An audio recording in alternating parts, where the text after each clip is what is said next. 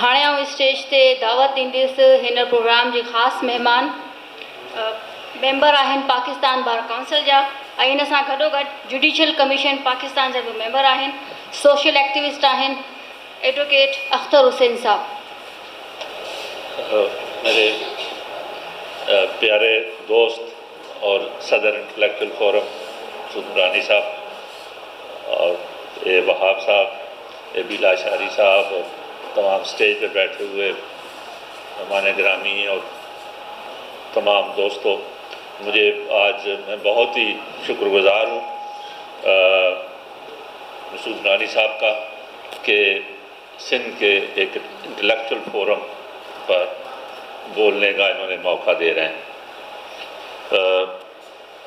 मैं पहले माजरत भी करूँगा कि मैं लेट आया। असल में वहाँ आर्ट्स काउंसिल में एक और प्रोग्राम था और गलती मेरी है, क्योंकि उनको मैंने पहले उन्होंने मुझसे पूछ के प्रोग्राम रखा था।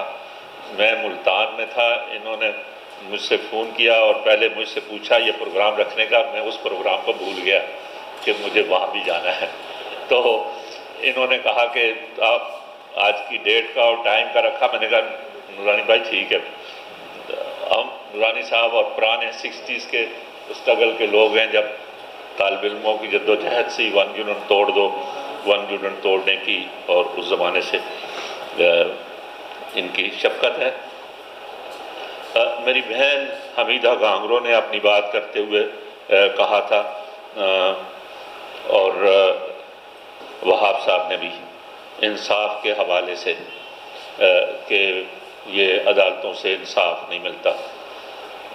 मैं समझता हूँ एक ये हमारे कानून के फ़लसफ़े में काफ़ी बहस है कि ये अदालतें कानून की अदालतें हैं या इंसाफ की अदालतें। ये बहुत इंटेलेक्चुअल लेवल पर बहस है। एक ऑर्थोडॉक्स व्यू कहलाता है और एक प्रोग्रेसिव व्यू कहलाता है। ऑर्थोडॉक्स व्यू में ये कहते हैं कि जी ठीक है, ये अदालत इंसाफ के लिए है और इंसाफ मिलना चाहिए, लेकिन एक कानून है और कानून रास्ते में रुकावट बन जाता है बाज़ औक़ात इंसाफ के। कि जज कहता है कि भाई मैं इंसाफ तो देने के लिए मैं फ़ैसला कर रहा हूँ, लेकिन कानूनी शिक जो है वो इस तरह की है, इस वजह से मैं कानून में चूँकि प्रोवाइडेड नहीं है वाज़े तौर पर, तो इसलिए मैं ये फ़ैसला देने पर मंजूर हूँ, मजबूर हूँ। लेकिन एक प्रोग्रेसिव जज ये कहता है कि हमें अगर इंसाफ का, ये अदालत बुनियादी तौर पर इंसाफ देने के लिए है, और अगर इंसाफ किसी को ये हमें साबित हो जाता है कि ये आदमी को के साथ नाइंसाफ़ी हुई है और इंसाफ उसको मिलना ज़रूरी है, तो वो कानून को इंसाफ की तरफ खींचता है, यानी उसको स्टेच करना लॉ टुवर्ड्स जस्टिस। ये एक हमारी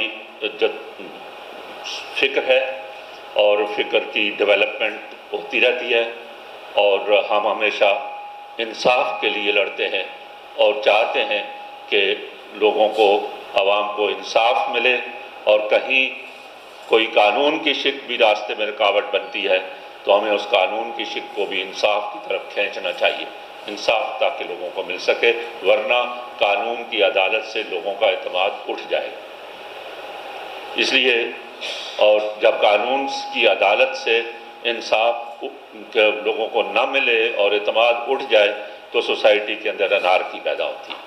एक डेमोक्रेटिक सोसाइटी डेवलप ही उस वक्त होगी जब उसके साथ दूसरा शोबा जो इंसाफ का है उसमें लोगों को इंसाफ मिले। अब हमारे सलाहुद्दीन अहमद साहब बहुत अच्छे दोस्त हैं और बहुत ही बाशऊर और बहुत ही इंटेलेक्चुअल लेवल पर बात करने वाले हैं। उन्होंने काफ़ी इशू पर बात की है, इस इशू पर, लेकिन थोड़ी सी मैं तफसील में जाने की कोशिश करूँगा, क्योंकि बहुत सारे हमारे दोस्त जो हैं उनका बराह रास्त कानून के शोबे से ताल्लुक़ नहीं है, मौजू के हवाले से जो है। देखिए जो उन्होंने ये तो बताया कि ये कहाँ से ये सीनियरिटी वाला मसला गड़बड़। अब अभी काफ़ी मेरे तो ये 3 साल से میں 2 سال پہلے رہا جوڈیشل کمیشن میں، اور پھر دوسری دفعہ ہمارے تمام بار کونسل کے لوگوں میں اس وقت میں بار کونسل کا ممبر نہیں ہوں، لیکن جب سال پہلے دوبارہ میری ٹرم ختم ہوئی تھی اور اپوائنٹ ہونا تھا، تو میں مشکور ہوں تمام دوستوں کا کہ ہمارے ہر جگہ پر الیکشن میں ایک دوسرے کے ساتھ ہوتی ہے تقسیم بھی، لیکن تمام دوستوں نے، ہمارے گروپ نے اور مخالف گروپ کے بھی تمام ممبروں نے کہا کہ اگر اختر صاحب کو نامینیٹ کرتے ہیں تو ہم اس کے لیے کوئی دوسرا کینڈیڈیٹ نہیں کھڑا کریں گے، اور ہم سب سپورٹ کریں گے کہ اختر صاحب کو ہونا چاہیے، وہی صحیح ہمیں ریپرزینٹ کر رہے ہیں۔ تو اس پر میں تمام دوستوں کا مشکور۔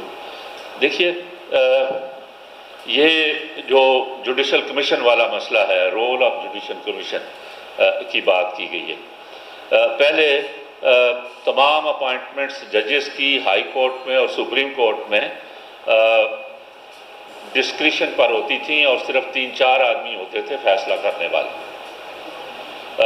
ایک وہ اور لکھا ہوا تھا آئین میں کہ the president shell appoint in consultation with the chief justice of Pakistan and in consultation with the governor of the province and in provincial high courts in consultation with the chief justice of the province۔ اب آپ ذرا دیکھ لیں، president کا مطلب یہ ہے کہ he acts on advice of the prime minister، تو پرائم منسٹر اور پریزیڈنٹ ہو گئے، چیف جسٹس آف پاکستان ہو گیا۔ جب گورنر کی کنسلٹیشن کہتے ہیں تو گورنر چیف منسٹر سے کنسلٹ کرے گا، اور پھر پروونس کا چیف جسٹس۔ تو یہ 5 آدمی ہیں، جو 5 آدمی تھے جو ججز کو اپوائنٹ کرتے تھے۔ بار کونسلز کا اعتراض یہ تھا، میرے خیال میں آپ کا ٹائم زیادہ نہیں لوں گا، لیکن میں تفصیل سے بات آپ کے سامنے رکھنا چاہتا ہوں کہ جھگڑا کیا ہے۔ بار کونسلز نے کہا کہ یہ اپوائنٹمنٹ تو یہ 5 آدمی کنسلٹیشن سے کر لیتے ہیں، اس میں نہ عوام کی رائے ہے، نہ جو سٹیک ہولڈرز ہیں ان کی رائے سامنے آتی ہے، تو ایکول سٹیک ہولڈرز ہونے چاہیے۔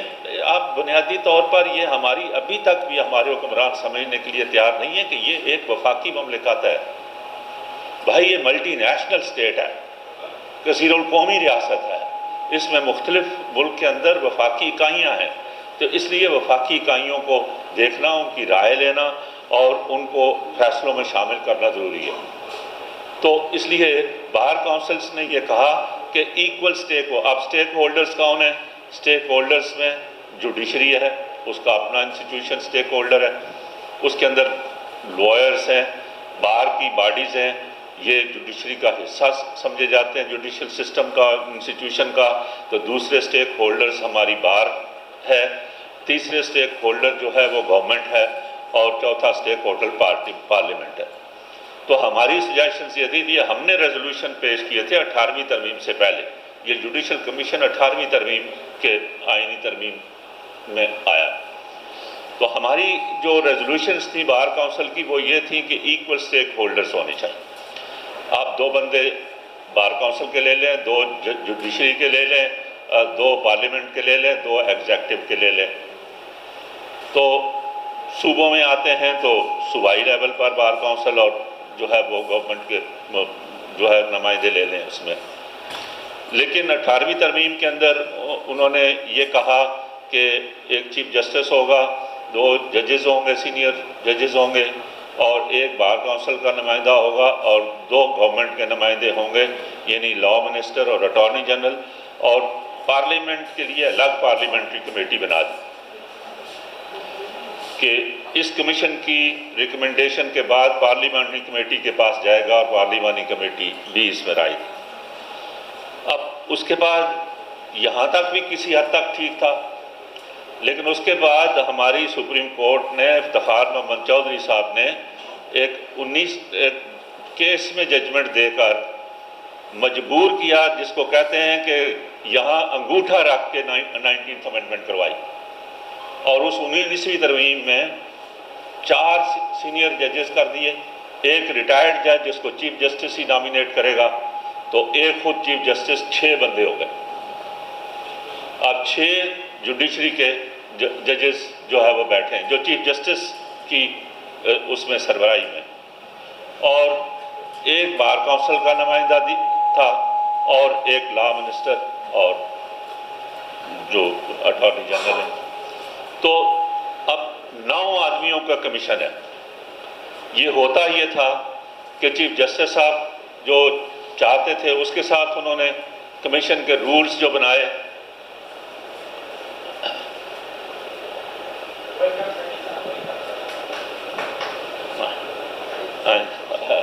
کوئی بات جو اس کمیشن آئین میں کہتا ہے کہ کمیشن اپنے رولز جو ہے وہ بنائے گا. وہ جو رولز بنائے وہ 1 پیج کے 4-6 رولز ہیں. اس میں بھی ساری پاورز جتنی ہیں وہ چیف جسٹس کے پاس. یعنی آئین تو کہتا ہے کہ کمیشن نامینیٹ کرے گا، لیکن رولز کہتے ہیں کہ چیف جسٹس جو ہے وہ نام پرپوز کرے گا. اب یہ پاورز بھی انہوں نے اپنے پاس جو ہے وہ رکھ لی ہیں. تو ہمارا پھر اس کے بعد جو ہے یہ 2013 سے لے کر ہم لوگ اس بات کے اوپر سٹرگل کر رہے ہیں کہ یہ رولز جو ہیں ان میں امینڈمنٹس ہونی چاہیے، اور جو آئین کی شک کی جو اسپرٹ ہے اس کے مطابق رولز بننے چاہیے. کم از کم انیشل سٹیج کے اوپر بار کونسل کے نمائندوں کے ساتھ کنسلٹ تو کرنا چاہیے، ان کی رائے تو اس کے ساتھ لینی چاہیے، لیکن یہ بھی امینڈمنٹس کرنے کے لیے تیار نہیں. تو اب بات یہ ہے جہاں تک پارلیمنٹ کا تعلق ہے تو پارلیمنٹری کمیٹی کے پاس جب جاتا ہے تو 1-2 دفعہ پارلیمنٹری کمیٹی نے ان کو رد کیا، واپس دوبارہ بھیجا. اس کے اوپر انہوں نے پٹیشن کر کے تو فیصلہ کر کے ان کو اپنے فیصلے کو اپیل کیا، کہا پارلیمنٹری کمیٹی کو یہ اختیار نہیں ہے. تو اب مسئلہ یہ ہے کہ آج آ کے تمام پاورز جو ہے وہ جوڈیشری کے ہیڈ جو ہیں وہ خود اپنے پاس رکھنا چاہتے ہیں. تو یہ بنیادی طور پر جو ہے وہ جھگڑا اس بات کا ہے کہ بھائی اس کو کوئی ڈیموکریٹائز کریں، اس کو کوئی پاورز کو ڈیوالو کریں. یہ سارا جھگڑا دیکھیں نا، یہ بینٹ آف مائنڈ چلا آ رہا ہے ہماری پارلیمنٹ سے لے کے نیچے تک. بینٹ آف مائنڈ چلا آ رہا ہے کہ جہاں آپ اس فیڈریشن کے اندر، اس وفاق کے اندر آپ یہ سٹرگل کرتے ہیں پولیٹیکل پارٹیز کے پاس اور پارلیمنٹ کے پاس کہ ڈیولیوشن آف پاورز اوپر سے نیچے تک ہونا چاہیے، to the province and to the local level. وہ جہاں آپ کرنے کے لیے تیار نہیں ہیں اور سینٹرلائزڈ کرنا چاہتے ہیں، تو تمام انسٹیٹیوشنز جو ہیں وہ اسی سے انسپائریشن لے کے اپنی ساری پاورز کو سینٹرلائز کرنا چاہتی ہیں. بیسیکلی میرا کہنا یہ ہے کہ سسٹم کی بات اس ملک کے اندر.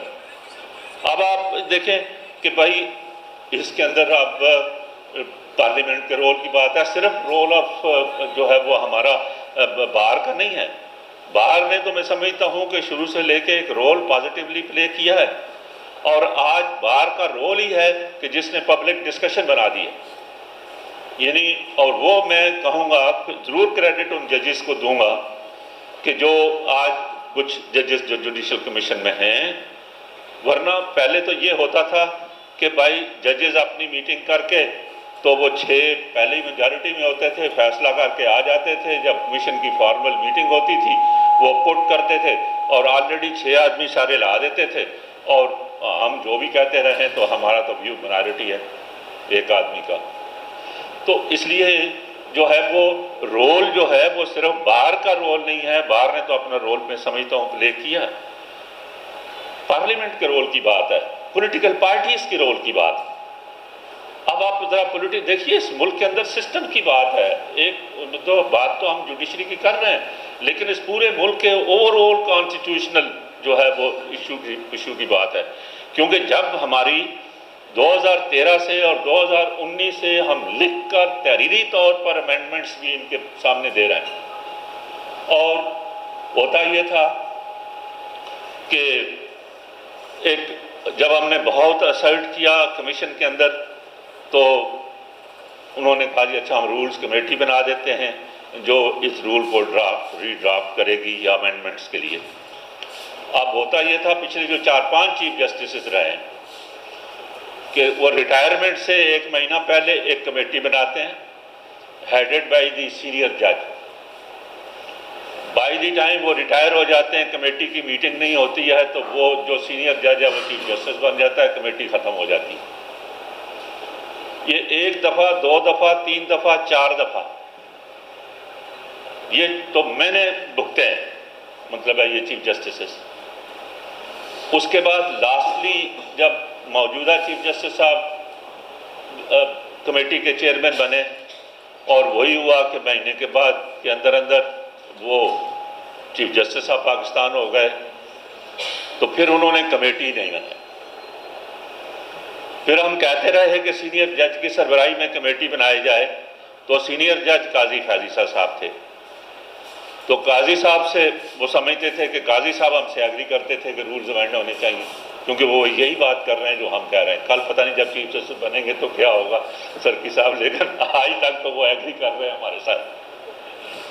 تو اس کے بعد ان کو انہوں نے نہیں بنایا، اور یہ میں اس وجہ سے بھی کہہ رہا ہوں ہمارے سندھ کے اندر جو یہ ایشوز خاص کر جو اٹھا، اور جب میں نے زیادہ شور کیا تو انہوں نے کہا کہ اچھا ٹھیک ہے میٹنگ بلا لیتے ہیں۔ انہوں نے اپنی سربراہی میں ایز اے چیف جسٹس اس کمیٹی کی میٹنگ بلائی، not as previously headed by the senior puisne جج۔ اس کی 3.5 گھنٹے میٹنگ ہوئی۔ 3.5 گھنٹے میں میں نے ان کے سامنے یہ صلاح الدین صاحب نے بھی ہماری کافی ہیلپ کی، اور ہم نے دنیا بھر کے جو ایکسپیرینسز ہیں جہاں وہ سے ہم انہیرٹ کرتے ہیں سسٹم برطانیہ کا، کہ ہم نے ان سے کہا، ایک جج صاحب نے کہا اختر صاحب کیا کرائیٹیریا اور رولز کی بات کرتے ہیں، جج should be a gentleman first and gentleman last.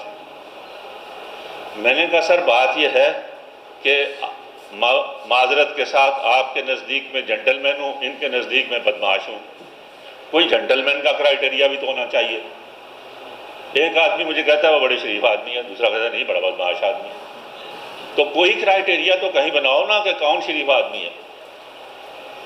تو وہ ہم نے کہا برطانیہ میں اب اس طرح سے لارڈ چانسلر اپوائنٹمنٹ نہیں کرتا ہے جو ایک دوسرے سے ساتھ کان میں بات کر کے کرتے تھے۔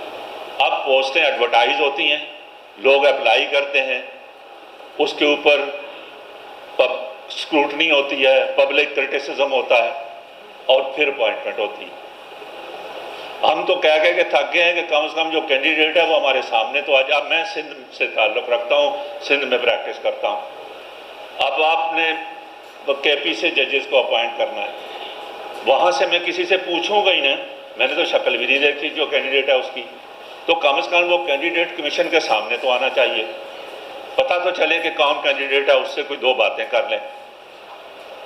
مطلب ہے کسی چیز کے لیے تیار نہیں ہے، سب اپنی مرضی ہونی چاہیے، جو ہم کہہ رہے ہیں وہ ٹھیک ہے۔ تو یہ جو ہے وہ اس وجہ سے ہم یہ کہہ رہے ہیں جب ہمارے تو وہ رولز کی میں بات کر رہا ہوں، اس میٹنگ کی وہ 3.5-4 گھنٹے میٹنگ چلی۔ میں نے ان کو دنیا کے مختلف ملکوں کے جو کمیشنز ہیں نئے، اس میں وہ بھی بتایا۔ آپ ساؤتھ افریقن کانسٹیٹیوشن کو دیکھیں سرکی صاحب، ساؤتھ افریقن کانسٹیٹیوشن میں جو ماڈرن کانسٹیٹیوشن ہے ایک سٹرگل سے، یہ پولیٹیکل پارٹیز کی ول کا مسئلہ ہے۔ انہوں نے جو کمیشن بنایا اس کے اندر جوڈیشری کا نمائندہ ہے، بار کا نمائندہ ہے، اس میں گورنمنٹ کا بھی نمائندہ بھی ہے، پارلیمنٹ کا نمائندہ بھی ہے، ہیومن رائٹس کمیشن کا نمائندہ ہے، لیبر کمیشن کا نمائندہ ہے، پیزنٹ کمیشن کا نمائندہ ہے۔ مقصد کیا ہے؟ What is the public perception of a constitutional court؟ یعنی عوام ایک آئینی عدالت ہے نا، تو آئینی عدالت کے بارے میں عوام کا نقطہ نظر سامنے آنا چاہیے۔ تو نہ جائیں وہاں تک آپ ابھی ہماری، کیونکہ وہ تو پولیٹیکل پارٹیز کا کام ہے۔ ہماری پولیٹیکل پارٹیز اپنی چونکہ ہم ایک فیوڈل اور ٹرائبل سٹرکچر آف سوسائٹی میں رہتے ہیں، ابھی تک ہم جاگیری اور قبائلی باقیات کی سوسائٹی، ہمارے ہاں ان جاگیری باقیات کو ختم کرنے کے لیے تیار نہیں ہیں۔ تو کیپٹلسٹ ڈیولپمنٹ ہو، سوشلسٹ ڈیولپمنٹ ہو، میرے نقطہ نظر سے سوشلسٹ نہ ہو، لیکن کم از کم آپ کیپٹلسٹ ڈیولپمنٹ اس ملک کے اندر کرنے چاہتے ہیں۔ تو یہ تو ٹھیک ہے پولیٹیکل پارٹیز کا مسئلہ ہے، لیکن کم از کم گیون سسٹم کے اندر کوئی تو پاورز کسی جگہ پر ڈیوالو کریں۔ یہ ہمارا جو ہے وہ ہم نے پھر اس کے بعد جو وہ میٹنگ ہوئی، اس کے بعد انہوں نے 3.5-4 گھنٹے کی میٹنگ کے بعد کہا کہ meeting is adjourned for further deliberations. Further deliberations کی میٹنگ بلانے کی بجائے پھر ہم نے کہا کہ کمیٹی کانسٹیٹیوٹ کریں سینئر جج کی سربراہی میں. آپ وہ کہتے ہیں کہ جی ہم نے کرائٹیریا بنا لیا ہے. کیا کرائٹیریا بنا لیا ہے؟ کہ جی انٹیگریٹی ہونی چاہیے، کمپیٹنس ہونا چاہیے اور اس کا کیپیسٹی ہونی چاہیے کام کرنے کی. بھئی یہ تو جنرل اصول ہے نا. اب یہ سینیارٹی صرف یہ اس لیے نہیں ہے کہ ہائی کورٹ سے سینئر جج سپریم کورٹ میں لے کر جایا جائے. بھائی ڈسٹرکٹ جوڈیشری سے کیا کریں؟ جب ہائی کورٹ کے اندر اپوائنٹمنٹس کریں گے تو ہمارے جو وکیل ہیں جانتے ہیں کہ ہم ڈسٹرکٹ جوڈیشری سے ڈسٹرکٹ ججز کو لیتے ہیں. تو اگر ڈسٹرکٹ کورٹ میں ڈسٹرکٹ جج کو آپ نے سپرسیڈ کرنا ہے تو کیا کرائٹیریا ہوگا؟ آپ ٹرائبونل سے لوگوں کو لیتے ہیں تو کیا کرائٹیریا ہوگا؟ تو کوئی کرائٹیریا تو اس رولز کے اندر لکھو کہ کس جگہ پر کیا ہوگا، نہ کہ آپ کی مرضی ہو کہ جو آپ جس کو مرضی آپ اٹھا لیں، ڈسٹرکٹ جج سے جس کی مرضی آپ اٹھا لیں. اور جب آپ اگر سروسز کے زیادہ لوگ اگر ہیں تو وہ جانتے ہیں جب کسی سینئر کو سپرسیڈ کرتے ہو تو جس کو سپرسیڈ کرتے ہو اس کی کیا حالت ہوتی ہے، کیا وہ فیل کرتا ہے. Until and unless there are ہم ایسا نہیں کہہ رہے، ہم کہہ رہے ہیں کرائٹیریا بنائیں کہ کیا کرائٹیریا ہوگا سپرسیشن کا جب اس کو وہ کرتے ہیں. تو یہ ہمارے جو ہے جب یہ نہیں مانا جا رہا تو ہم پارلیمنٹ کو کہتے ہیں کہ بھائی پھر کانسٹیٹیوشنل امینڈمنٹ کریں. پارلیمنٹری کمیٹی کو بھی نیگیٹ کر دیا اور ہمارا کمیشن بھی نہیں چل رہا ہے، اس کے اندر بھی جو مرضی ہے چیف صاحب کی وہ کریں گے. تو پھر ہم پارلیمنٹ والوں سے یہ کہتے ہیں کہ بھائی کوئی کانسٹیٹیوشنل امینڈمنٹ کریں. یہ آرٹیکل 175A میں 19ویں ترمیم کو ختم کر دیں. کوئی اور یہ پارلیمانی کمیٹی نہیں اگر وہ کوئی افیکٹو ہے تو پھر ایسا کمیشن بنائیں جس میں پارلیمنٹ کا نمائندہ بھی کوئی ہو. تو سسٹم چینج کے لیے کوئی تیار نہیں. ہماری خوش قسمتی ہے کہ ہمارے 2-3 ججز اس وقت سپریم کورٹ میں وہ ہیں جو کمیشن کے اندر ہیں سینئر ججز میں کہ جو ان ایشوز پر کسی نہ کسی حد تک ہمارے ساتھ آواز ملا رہے ہیں. انہی کی وجہ ہے کہ یہ شور ہو گیا، ورنہ تو کچھ بھی نہیں ہوتا تھا.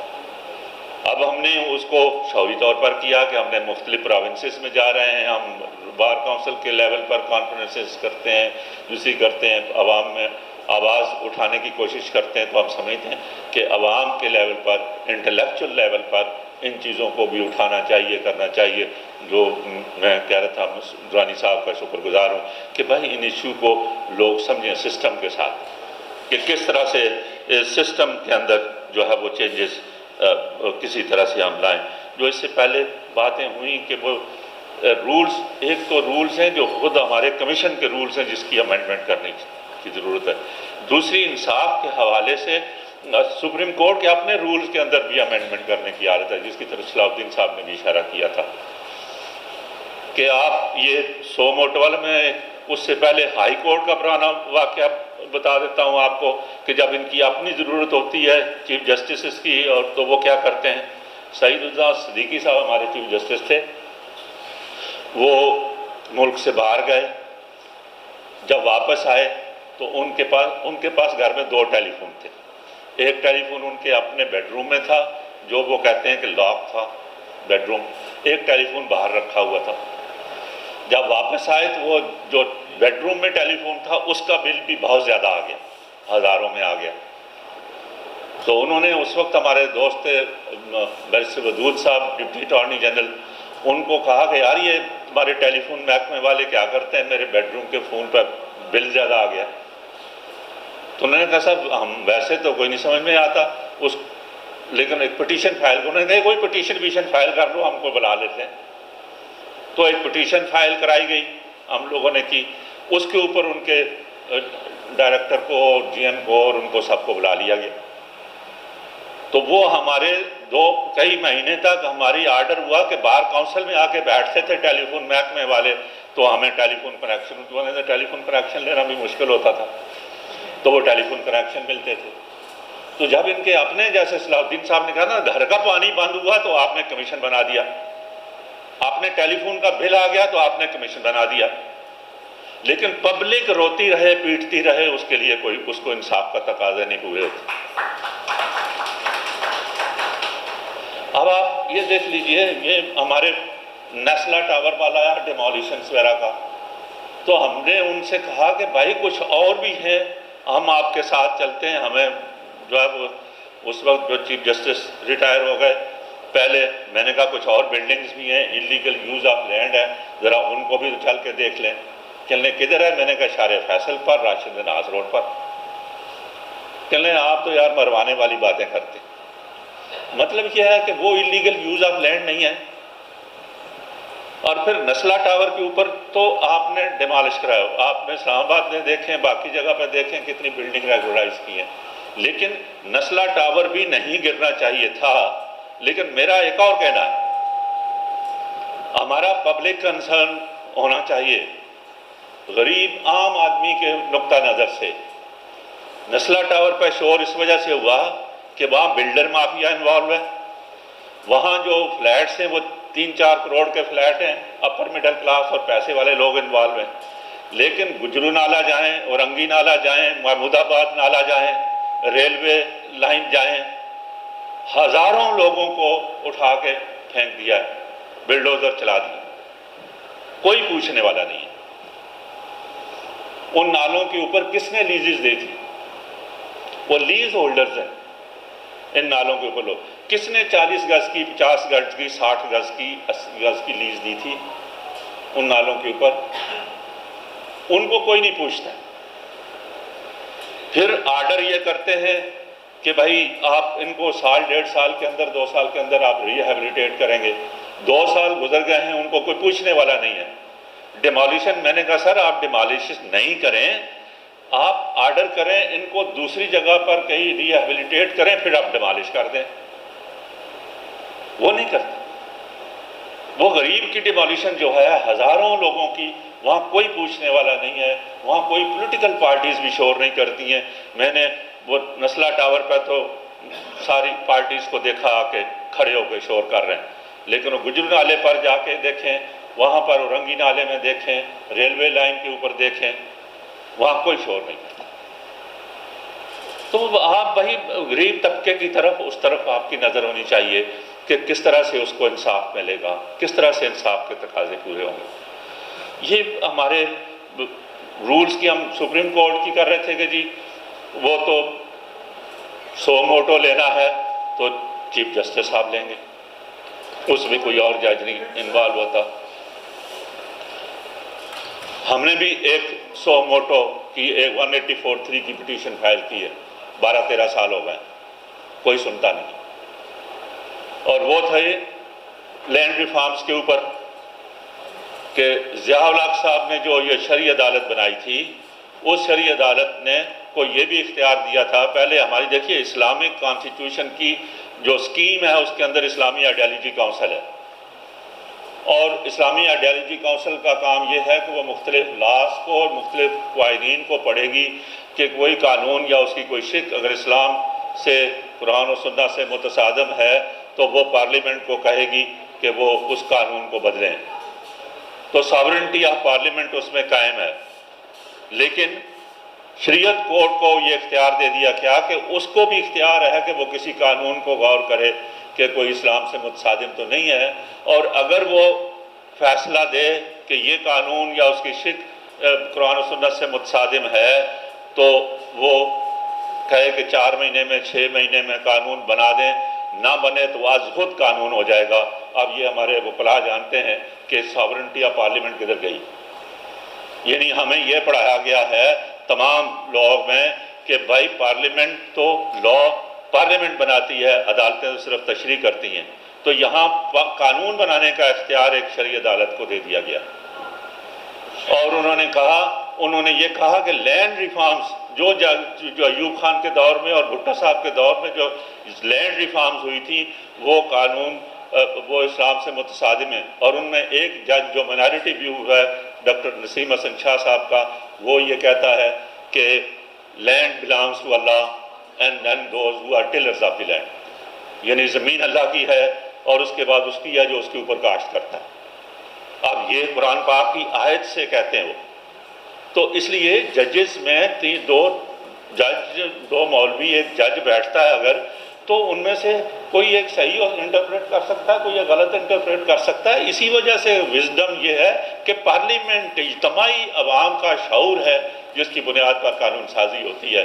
جج صرف اس کی تشریح کر سکتا ہے، جج قانون سازی نہیں کر سکتا۔